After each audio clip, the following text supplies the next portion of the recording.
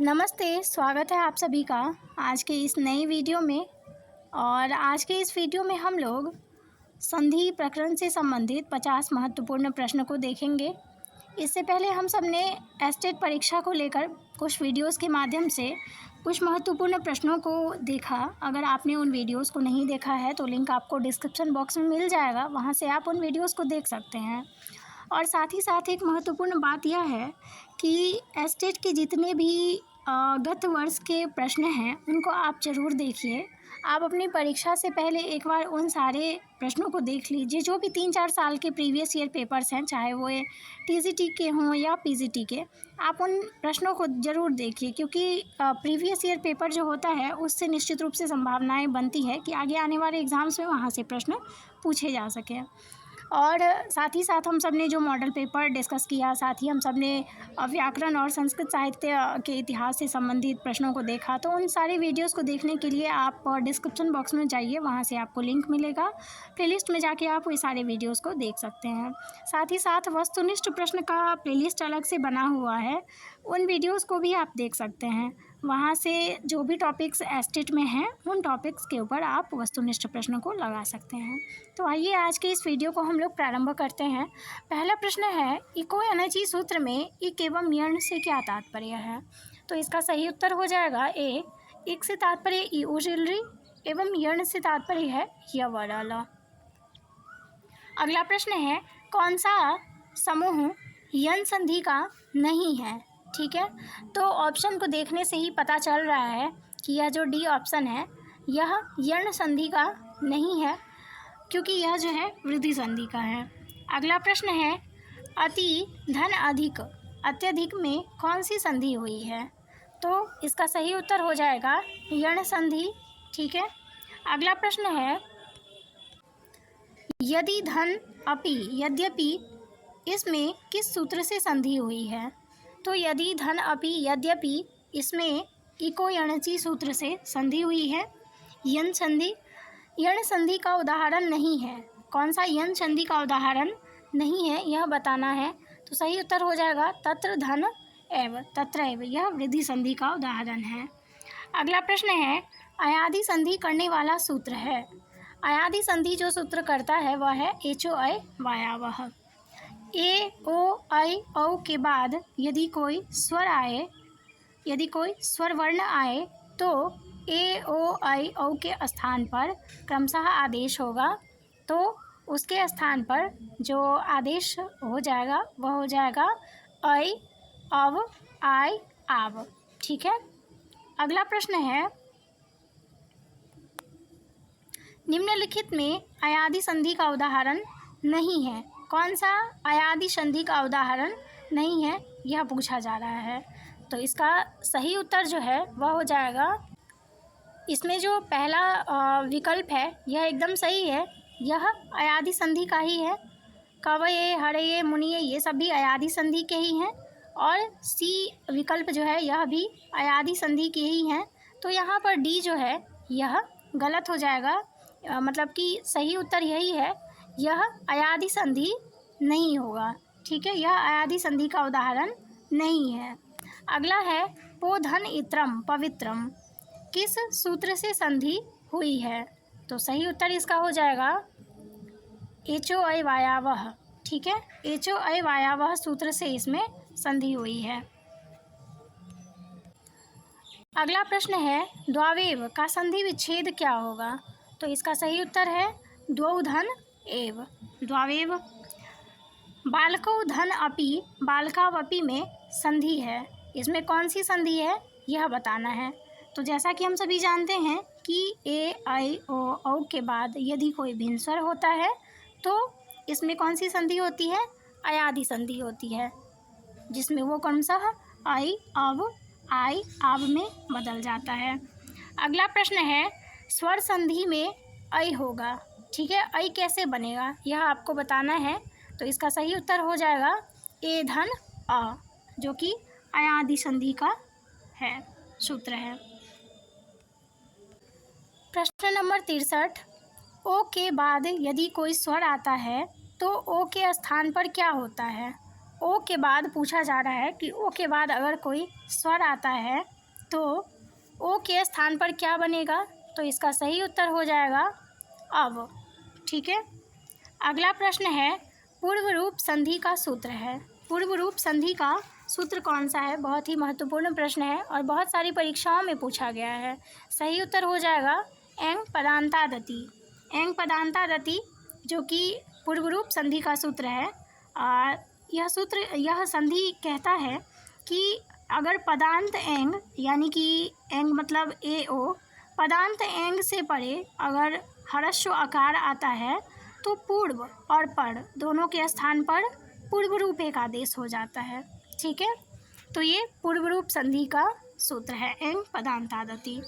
अगला प्रश्न है जब पदांत ए या ओ के बाद ह्रस्व अ आए तो अ को होता है, तो अभी हमने देखा पूर्व रूप हो जाता है।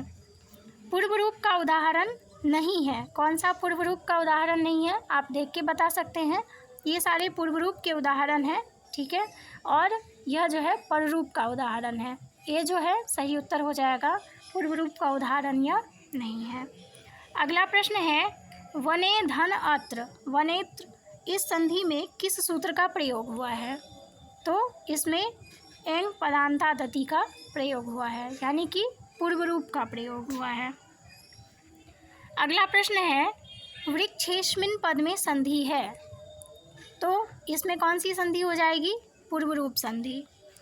गते धन अपि, गतेपि पद में संधि हुई है, इसमें भी पूर्व रूप संधि हो जाएगी। अगला प्रश्न है जो कि बहुत ही महत्वपूर्ण प्रश्न भी है। अगला प्रश्न है सकंध्वादिषु पर रूपम वाच्यम। वार्तिक का उदाहरण है। कौन सा वार्तिक का उदाहरण है? ये वार्तिक का उदाहरण जो है कौन से विकल्प में है? तो इसका सही उत्तर हो जाएगा ए, सकंधु, करकंधु, मनीषा, पतंजलि। ये सभी प्रश्न इसी तरह से आपको विकल्प में दिए रहेंगे। इसी तरह से आपको अलग अलग करके ये भी दिया जा सकता है कि मनीषा में कौन सी संधि होगी, किस सूत्र से होगी, तो सकंध्वादिषु पर रूपम वाच्यम। ये सारे कहीं ना कहीं किसी न किसी एग्जाम्स में पहले पूछे गए हैं। अगला प्रश्न है सकंधु आदि गण में टी संज्ञक पूर्व और पर वर्णों के स्थान पर संधि होती है, तो इसका जो सही उत्तर होगा वह हो जाएगा ए, पररूप संधि। सकंधु आदि गण में जो टी संज्ञक पूर्व और पर वर्ण होता है उसके स्थान पे पररूप संधि होती है। अगला प्रश्न है पररूप संधि करने वाला सूत्र है, तो पररूप संधि करने वाला सूत्र है एंगी पररूपम। अकारांत उपसर्ग के बाद ए या ओ से प्रारंभ होने वाली धातुओं के आने पर कौन सी संधि होती है? पूर्व रूप, पर रूप, प्रग्रही संज्ञा या प्रकृति भाव? तो इसका सही उत्तर हो जाएगा पररूप संधि होती है। इसका उदाहरण भी आपको देखने को मिलेगा। पररूप संधि का उदाहरण है प्रेजते, उपोषति, अवेहि। उपर्युक्त तीनों हो जाएगा। यह पररूप संधि का उदाहरण है। प्रधन एजते, प्रेजते किस सूत्र का उदाहरण है? तो इसका सही उत्तर हो जाएगा एंगी पररूपम। उप धन औषधि, उपोषति में हुआ है, तो इसका सही उत्तर हो जाएगा पररूप। पररूप हुआ है तभी ये उपोषति बन गया। प्रकृति भाव संधि करने वाला सूत्र है। यह भी बहुत महत्वपूर्ण प्रश्न है। प्रकृति भाव संधि करने वाला सूत्र है प्लुत प्रगृह्य अचि नित्यम। ठीक है, अगला प्रश्न है प्रकृति भाव का अर्थ है। प्रकृति भाव का अर्थ होता है कोई भी संधि का न होना, अर्थात उसका ज्यों का त्यों रहना। ठीक है, कोई भी संधि नहीं होती है उसमें, वो ज्यों की त्यों बनी रहती है उसी स्थिति में, अर्थात इसका सही उत्तर जो हो जाएगा वह सी हो जाएगा। उपर्युक्त ए प्लस बी दोनों। प्रकृति भाव का उदाहरण है। प्रकृति भाव का उदाहरण इसमें कौन सा होगा? तो आप देखिए यहाँ पर यह हो जाएगा हरि एतो, विष्णु इमो, गंगे अमु। ठीक है, अगला प्रश्न है भानु एतो। भानु एतो यहाँ प्रकृति भाव संधि किस सूत्र से हुई है? तो प्रकृति भाव संधि जो हुई है वह है प्लुत प्रगृह्य अचि नित्यम से हुई है। अगला प्रश्न है ई धन इंद्र में संधि है, तो इसमें प्रकृति भाव संधि है। जब आप लघु सिद्धांत कौमुदी के अंतर्गत संधि प्रकरण को पढ़ेंगे तो यहाँ पर आपको ये सारे उदाहरण जो दिए हुए हैं, ये उदाहरण ठीक इसी तरह आपको उसमें मिलेंगे। यानी कि वहाँ पर जो आप सूत्र पढ़ेंगे उन सूत्रों में कहीं ना कहीं यही सारे उदाहरण प्रयोग किए गए हैं, और यही प्रश्न लघु सिद्धांत कौमुदी से उदाहरण को उठाकर वही का वही पूछा जाता है। किसी भी परीक्षा में, संस्कृत का कोई भी एग्ज़ाम हो, वहाँ पर लघु सिद्धांत कौमुदी से उदाहरण जो है वे पूछे जाते हैं। अगला प्रश्न है लते धन एते, यहाँ पर संधि करने पर शब्द बनेगा, तो यहाँ पर प्रकृति भाव संधि से लते एते ही रहेगा, यानी इसमें कोई संधि नहीं होगी। अगला प्रश्न प्रकृति भाव शब्द का क्या अर्थ है?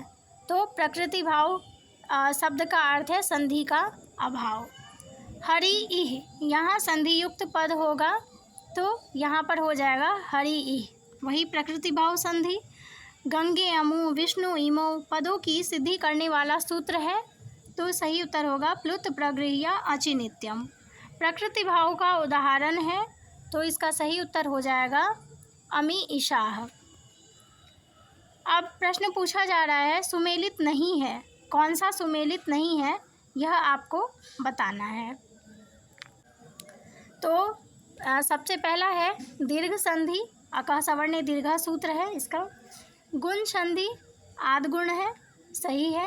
अयादि संधि में एचो अयवायावा है, सही उत्तर इसका हो जाएगा सी। सी सुमेलित नहीं है। वृद्धि संधि का जो सूत्र है वह है वृद्धि रेची।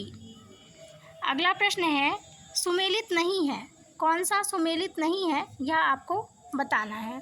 तो यह तो देख के ही पता लग रहा है, प्रकृति भाव संधि जो है यह सुमेलित नहीं है, यह आद्गुण दे रखा है, तो आद्गुण जो है वो गुण संधि के अंतर्गत आ जाएगा, जो अभी हम सब ने पढ़ा। अगला प्रश्न है व्यंजन संधि के अंतर्गत सूत्रों की गणना नहीं होती है। ठीक है, मतलब पूछा जा रहा है कि कौन सा सूत्र दिया हुआ है किस विकल्प में जिसकी गणना हम लोग व्यंजन संधि के अंतर्गत नहीं करते हैं, तो सही उत्तर इसका हो जाएगा डी। यह सब जो सूत्र हैं यह विसर्ग संधि के अंतर्गत आते हैं।